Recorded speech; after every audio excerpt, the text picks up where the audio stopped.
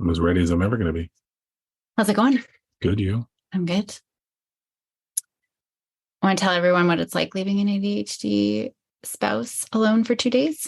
I think I've been pretty clear on the topic, but for further proof as to the fact that I am not making it up, our summer situation is I commute between our main house in the city and my work and out of the cabin. And while some weeks I can work out here the entire week, last week I had to go home for a few days and brought one of the children with me, the older one, which is fine. No issue, leaving my younger daughter and wife at the cabin. And on a supply run into the local town, they came back. No, we're going to Kimberley. Oh, they were going to just a town. We're going to go, hang out in Kimberley. And then got sidetracked and came back with a dog. Never made it to Kimberley. Never made it to their destination. So if you ever want to know, hey, I wonder, is my spouse ADHD? It's stuff like that points to the yes right there. And in a pure veteran move, as she was at the SPCA, having already fallen in love with the puppy, is when I get the text of asking for my consent or blessing or, I guess, participation in this decision. And I would not give it. I just basically said they can do what they want. And when I came out the next weekend, guess who was here with them? A brand new dog. So, yeah, that's just a little snippet of what it's like. I don't think I asked for consent. You asked, should we do this? And I said, it's your call. Because on the past 2 times we found ourselves in this situation, I've had to be Mr. No, which has not gone over well. So this time I just took the path of, I know it's going to just keep happening. So they either need to learn on their own or I just need to get it over with because there's no way they can ever want a 4th dog after this. Well, the last summer, this was several summers ago, it happened. I'm like, oh my gosh, we're in Victoria, but we have to drive, I don't know how many kilometers to Edmonton. Yeah, like almost 400 kilometers. To get another puppy. And it worked out really well. Did it? Little Miss, every other day you hate dogs. And why do we have dogs? And I wish we didn't have dogs. Because it's not me walking around the house going, God, I hate dogs. You guys are so annoying. Get out of here. It's not me. Who is it? I love them. Do you? I do. When they're sleeping. And not when stinky. They're cuddling. Or when they're playing. It's just when they pee. And boy dogs, this is the first boy dog we've had. Pees a lot. Everywhere. Mm-hmm. Everywhere. Mm-hmm. So, yeah. So, yeah, that's just a little snippet. And lots of separation anxiety. Although he's found his little patch in the sun as long as we leave the door open for him. Yeah. So in the country, that's a good thing to be doing with bugs. Yeah. Which is fine because it means Sunny has something to do. Yeah. Chasing bugs. Anywho. So yeah, that was it. That's a little. But he's cute. You got to admit he's cute. I've not said anything different. But in the context of, is this a good decision? No, it's not a good decision at all. Do you love him or will you love him? I don't know. I'm waiting to see what the final decision is before I start going down that path. It comes down to the same problem with the other 2 dogs. I know. That's always one of the problems. I know who's going to have to be the one at the end of the road with them. And it's not you 3. It's going to be me. Oh, like when they die? Yeah, it's not going to be any of you 3 that have to take them or be in the room. I guarantee it. It's going to be me. Resilience. I don't need resilience training. I'm nearly 50. I'm resilient. Okay. It'll be sad day. But the girls will I'll come with you. I'll support you. You'll come into the room and hold the dog as they leave us. Yeah. No. If you want me there to support you, I will do it. Oh, here we go. If you want me there. Anyway. Classic. What are we talking about today? I had it all queued and then you threw me with the dog stuff. Oh, sorry. No, it's fine. I think for me, as it's still summer and we're still well into the throes of summer, it comes, I guess what I want to know is the routine shifts, but a new routine emerges, right? With that, though, how do you make it how can parents use summer as an opportunity to introduce their kids to new things? Mhm. Because we are semi-successful at this. Like when we introduced the kids to tubing behind the boat, big fans, loved it. When we tried to introduce them to kneeboarding or into wakeboarding, not so much. So the question is, because we've talked before about, how to fight boredom and, how to make the most of it. But summer is a unique opportunity to introduce skills and activities that they don't get most of the time. Mhm. But how do you do that when you've got kids that, would rather, using the tube, for example, would rather do a specific thing and don't necessarily want to jump into the new thing? Mhm. I think we've actually talked about this in different variations. Yeah, not as a specific topic, because I'm thinking it's not just sports stuff too, right? Yeah, Like how do you introduce them to liking to go hiking or any other sort of thing, right? Yeah.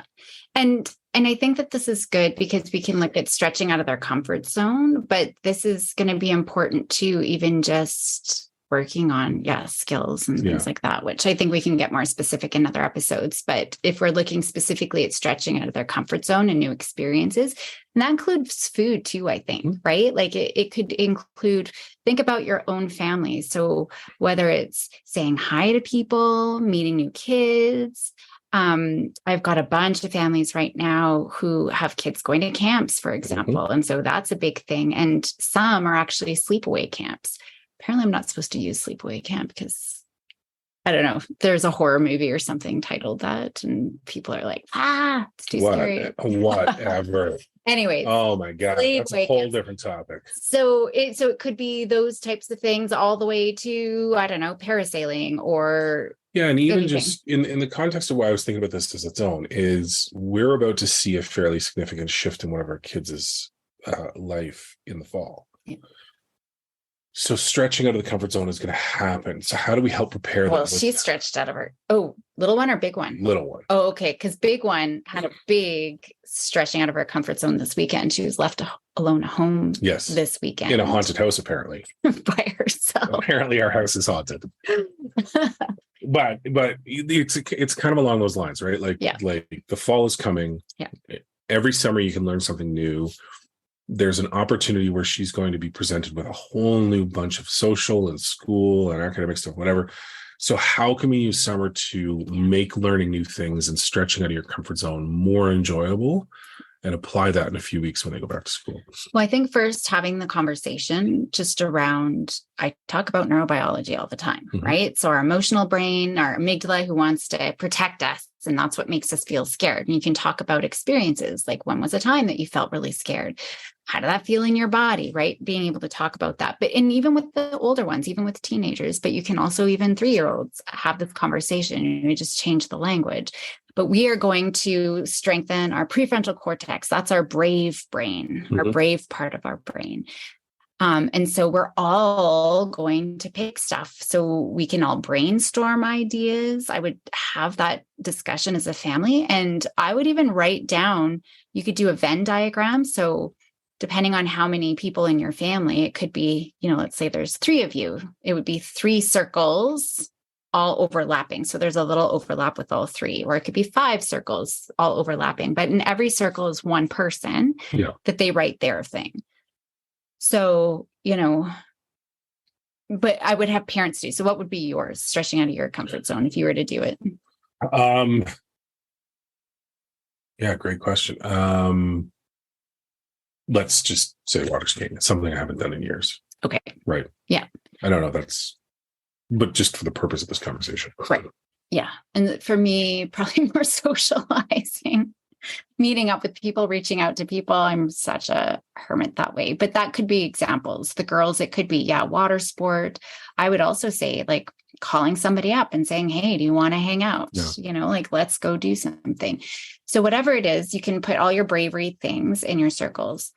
And I would let kids start with what they want to do. If we're forcing stuff they don't want to do down their throats, like I know Maya, for example, has no interest in wakeboarding. She just has 0 interest. She'll water ski just to appease, I think, more than her actually enjoying it. But I don't think she wants to wakeboard. So that's okay. If I force her to, then this whole exercise is going to go out the window. So we want to find what is it that they are motivated by in working through. So then identifying that, and I would say again, parents, you too, also identify the thing that's going to be really hard for you, because it's good for kids to see us doing those things. And then we are going to model, okay, I'm feeling really nervous about this. This is what's happening. This is how I'm going to, work through, and this is how I'm going to build up my confidence. This is what I'm going to do. And I would actually bring your kids. So if it is for you skiing, okay, I'm feeling really nervous. I'm not sure if I'm going to get up, but this is what I'm going to do. I'm going to have my arms straight, and I'm going to pull my legs back and tip my skis up. Right. And then that's kind of modeling out loud the things that we're going to do. So for me, it's like, okay, I'm really nervous. I haven't talked to this friend in a year, but this is what I'm going to say. And then doing it, and then being able to talk about the outcome. So doing those things and making a plan. And I would say every day. So you could take those things and put it in. We've talked about bravery jars, for example. Everyone can have their own bravery jar, and pulling out that paper and saying, okay, today I'm going to go do this thing. If it's hard to do, like if it's everyday things at home, then you can just put it on whatever paper. But I think if it's a harder one, you put it on a colored paper, just so okay, we're not at the lake today. So that's the blue paper. I'm not going to pick a blue paper. And then away we go, and we kind of support them. How can that model be applied to people with younger kids? Because we obviously can sit and have those conversations. We're at that stage. But what if there's, say your kid is going to be starting preschool or kindergarten or something in the new year, and they're not potentially maybe as easy to communicate with? How would you apply that to someone like that? I would say that you still could, right? And, I wouldn't say maybe prefrontal. Well, yeah, actually, even with the 3-year-old, I would say your prefrontal cortex, that's your brave brain. We're going to be brave. And with the younger ones, I do a little more just in terms of externalization, which I mean, I've talked about that, like the worry gremlin, right? Or I use Loki. I like Loki, right? Mischievous, god of mischief. And so he's trying to make us scared, but we really want to go play on the park. We really want to climb that ladder at the playground, right? So think about whatever it is that that your kids kind of want to do. And so maybe you're not brainstorming a bunch of ideas. It's just every day, and you can put it on the calendar. We're going to get a sticker. We're going to just celebrate. Or every time we do something brave, we're going to go do something fun. We're going to go to the park or play a game. But we can talk about the minion or whatever character your kids would know, and saying they are the scaredy cat who's trying to make us stop, and we never learn. Maybe it's learning to ride your bike without any training wheels, whatever it is. That scaredy cat's going to come up, and what is he going to say? He's going to say, stop, I don't wanna, but we're going to keep going anyway, and I'm going to be there to support you. So you could totally talk with a 3-year-old like that, and then we're going to do it. And I would scaffold it. So let's say they are learning to pedal their bikes. And I mean, 3 is very young, but we've had a 3-year-old, so I know it's possible, who learned to ride a 2-wheeler at 3. So whatever it is, you're not going to maybe expect them to go the whole neighborhood, and now you're just doing it. Maybe it's just 1 foot. Literally, they could just push themselves. They don't even get a full rotation of their pedals. Right. Just to build that success. Yeah, you did it. And then is it, okay, should we stretch a little bit more, or are we done for today? Giving them that option, right? So make it so that they're successful as best as we can. If it's trying to get up to ski with the older kids, maybe it is just get up. I'm not expecting you to ski around the whole lake. It's we're just going to work on getting up, or practicing getting up. If you're not sure they're going to get up, maybe it's practicing getting up 3 times. Right. And it's up to you if you want to keep going, right? But every day we're going to practice 3 times. So you could do it that way as well. I don't know. Does that? Yeah, no, it does. Have pictures. I would have them draw their little minion or worry gremlin or whatever, and say, what are we going to say to talk back to them? I'm the boss, or give them something that they can say, I'm the boss, or I'm going to do it, some sort of mantra. And does it make sense then to identify what you think that they might have challenges with, using the school example, right? Going into a new school or something in the fall, to identify potential challenges or areas that they're scared of, and create activities around that? So to your point about being more social, right? If you think that, or you know that your kid struggles with making new friends in new environments or dealing with a new school, do the activities then, does it make sense, or is it too much to try and make them do both and then have to deal with it in the fall? No, so what I've been saying is things that they're interested in to get them bought into the process and to the language. So we're teaching them the language if they don't already have it. We're getting them bought into the process, right? And showing them it's awesome to stretch out of our comfort zone. Because right now the fear outweighs anything. I would rather just avoid, and then that feels better, but they don't know on the other side how good they'll feel. Right. And so we're just getting them into that, like, this is awesome. There's payoffs. I feel good. And we get to go do something fun, or we get to, whatever it is. But then we start adding in the hard things, right? So first we're going to focus on the fun things that they want to do, but are scared. But now we're going to do some of those hard things, maybe that they're not as motivated. And so, again, I would still follow their lead. Like if we were going to try foods, maybe they're not really motivated to try foods, but if they want to, they can still choose, the new foods that they want. Or if we're going to work on social, that they can start choosing what it is they want to do. Is it going up to another kid on the playground? Is it calling grandma and grandpa by themselves to say hello? It doesn't matter what it is. You want to brainstorm lots of ideas that they can choose from. And then we're going to get them to push a little bit harder. What's a little bit harder and a little bit harder? I would almost have a chart. Like and they get to pick where. I would never say, let's start easy, because I don't want them to think that we think that they can't do the harder stuff. So, but for them, especially the younger guys, it might be good. These are kind of the, a little bit hard, really hard. Oh my gosh, panic attack hard. Right. Which ones do you want to try? If the harder we try, the faster we're going to make your brave brain stronger. I've never had a kid pick the 10, like the top panic attack one, but I've never had them pick the easiest thing ever either. They're usually in the middle. So you can start adding those things and working towards. Now, if there are things that you absolutely know that your child needs to do, and maybe it is initiating play, for example, or initiating, hey, do you want to hang out? I would say that, and you know that they're always going to avoid it, or you try this for a couple of weeks and they never want to do that hard thing, I would say maybe one day is a parent pick day. And I would still give them choices. So maybe the task is to initiate with an unknown peer, but how they do that is up to them. It could be going up to them and saying, do you want to play tag? It could be going up to them and saying, do you know what time it is? It could be, you know what I mean? It doesn't matter. So maybe there's a choice of what the kid can say, but the task is they have to go up and initiate. So I would still give them choice, because we can't ever force them to do anything that they don't want to. And even when we're giving them a choice, we still can't force it. You have to pick, because they're going to just push back. So it's up to you, bud. Like, I'll know that you want to go play at the park with me, or play this game, or go for a bike ride when you do that. Right. So it's totally up to you. That's kind of how I would do that. All right. That makes sense. Yeah. Did you have something else? No. Because I do actually have, I think it'll be ready for this episode, a back to school. I'm going to have 2 back to school transition articles.